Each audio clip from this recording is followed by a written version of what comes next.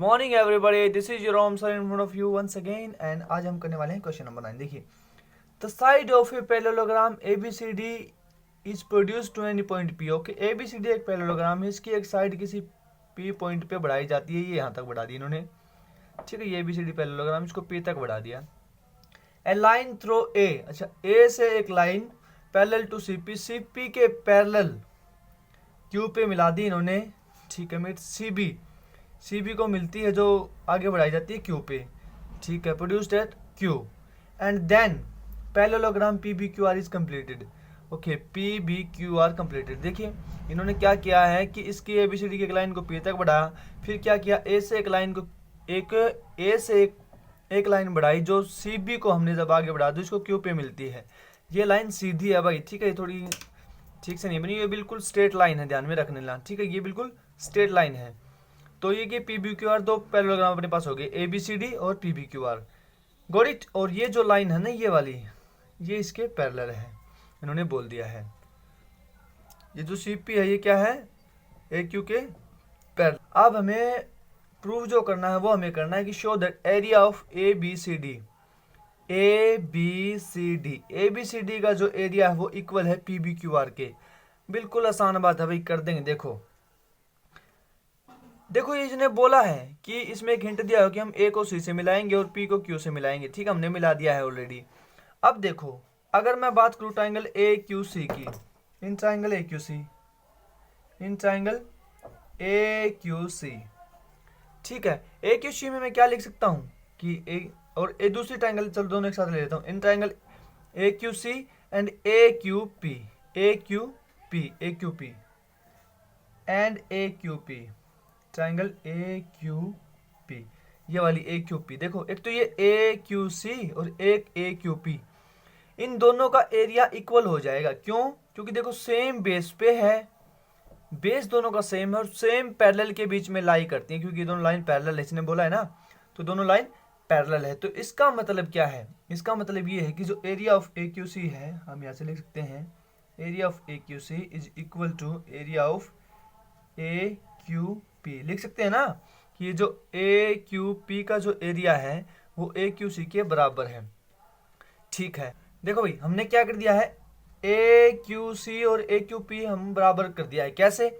देखो आप देखेंगे कि ए सी पी है और ये जो ए क्यू है ये सेम पैरेलल के बीच में है। कैसे करेंगे? देखो इन ट्राइंगल ए क्यू सी और ए क्यू पी में मैं area of A Q C और ए क्यू पी को बराबर करूंगा। कैसे? देखो पी सी जो पैरेलल है ए क्यू के, ठीक है। और अगर मैं ट्राइंगल की बात करूं ए क्यू सी की, ए क्यू सी, या फिर देखो इस साइड से लेते हैं हम।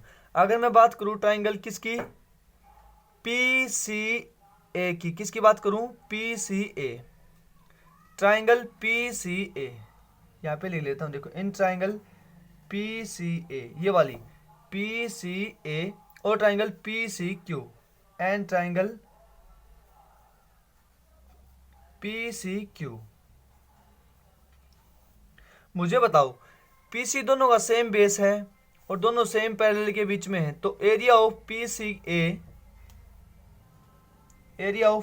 सी A is equal to area of P C A का जो एरिया है वो पी सी क्यू के बराबर हो जाएगा ना। क्यों? क्योंकि पी सी सेम बेस है, इनके पास क्या है, सेम बेस है, क्या, पी सी, और सेम पैरेलल के बीच में है क्योंकि ए क्यू पैरेलल पी सी है। यहाँ पे लिख देना आप, ए क्यू पैरेलल पी सी है। तो इससे क्या हो जाएगा कि इसका ये जो एरिया है ना, ये वाला, ये पी सी क्यू और ये पी सी ए आपस में बराबर हो जाएंगे।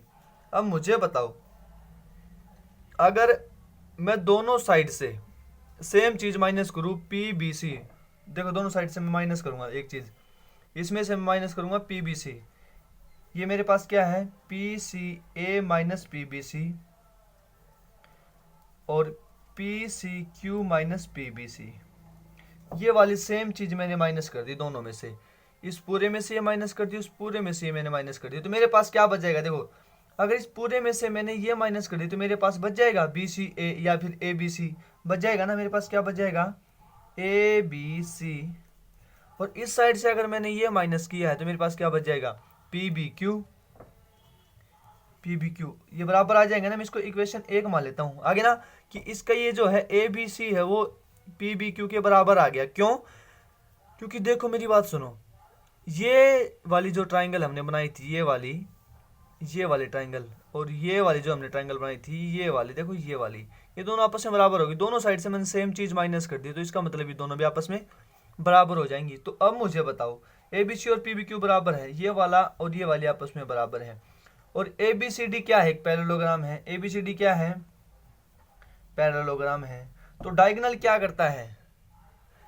एरिया के दो इक्वल पार्ट में डिवाइड करता है ना, तो मतलब ए बी सी और ए डी सी आपस में बराबर हो जाएंगे। ठीक है, क्या हो जाएंगे? A B C, area A B C is equal to क्या हो जाएगा? Area of A C D. हो जाएंगे ना, दोनों आपस में बराबर हो जाएंगे, बिल्कुल। अब मुझे बताओ पी बी क्यू क्या हो जाएगा?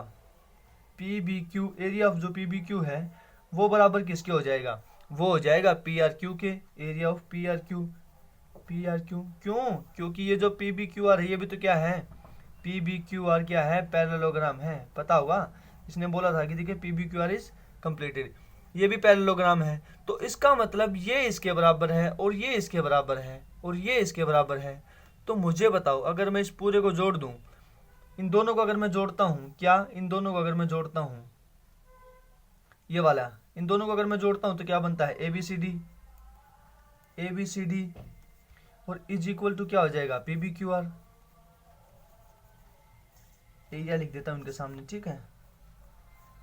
समझ में आ गई बात है? देखो, ये वाली हमने इसकी इक्वल प्रूव कर दी, ठीक है, और ये वाली हमने इसकी इक्वल प्रूव कर दी, और ये आपस में बराबर हैं।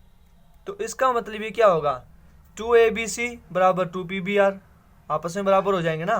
देखो, इसको मैं लिख सकता हूँ 2ABC, ABCD को मैं लिख सकता हूँ ना 2ABC, क्योंकि दोनों आपस में बराबर हैं। तो ABCD को मैं क्या लिख सकता हूँ? 2ABC, और इसको मैं क्या लिख सकता हूँ? 2PBQ। 2PBQ की जगह मैं क्या लिख सकता हूँ? PBQR, और 2ABC की जगह मैं क्या लिख सकता हूँ? ABCD। तो दोनों आपस में बराबर हो जाएंगे, ठीक है। सो मिलते हैं नेक्स्ट वीडियो में।